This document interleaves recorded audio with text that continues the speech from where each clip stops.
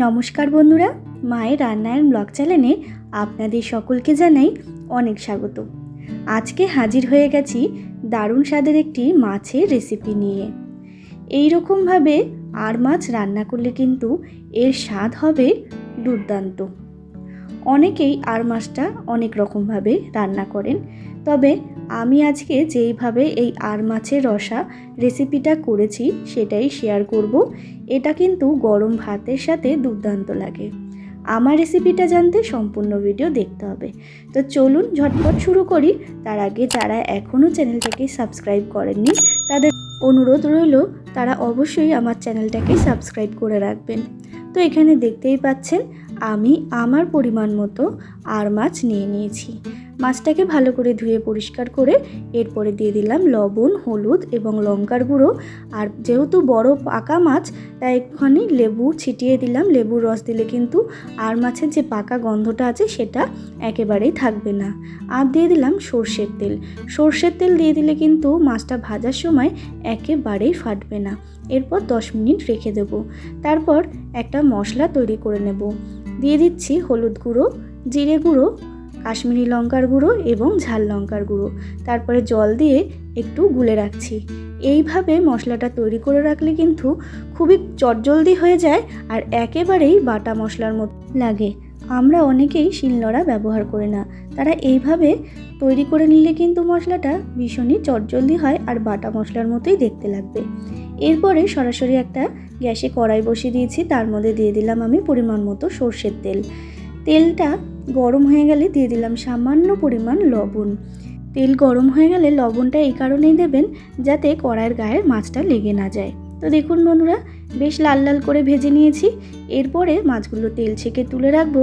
আর same প্রসেসেই কিন্তু আমি সমস্ত মাছগুলো বেশ লাল লাল করে ভেজে নেব। যেহেতু এর মধ্যে সর্ষের তেল দেওয়া আছে আগে থেকেই, তাই মাছটা কিন্তু একটু কম ভাজছে।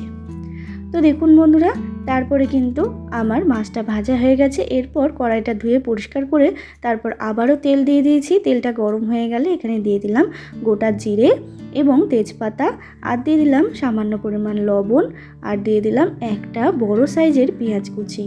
এরপর পেঁয়াজটাকে কিন্তু হালকা করে ভেজে নিয়েছি। পেঁয়াজটা হালকা করে ভাজা হয়ে গেলে এখানে দিয়ে দিতে হবে আলু।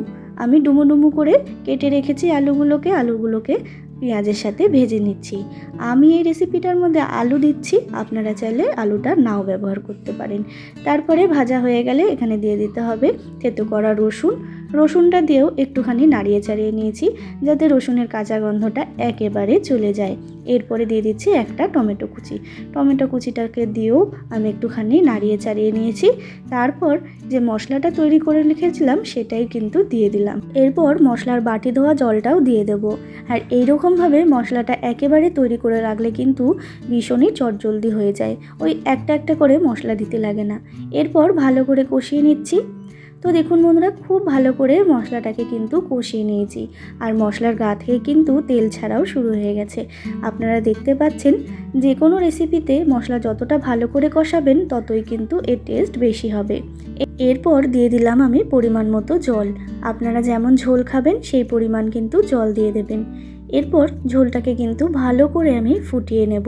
ওই ধরুন 15 মিনিট মতো, 10 থেকে 15 মিনিট। আর আলুটা কিন্তু সেদ্ধ হতে হবে। 10 থেকে 15 মিনিট হলেই কিন্তু আলুটা সেদ্ধ হয়ে যাবে। এরপরে দিয়ে দিলাম গরম মশলার গুঁড়ো দিয়ে একটুখানি ঝোলটাকে নাড়িয়ে আমি দিয়ে দিচ্ছি ভেজে রাখা মাছগুলো।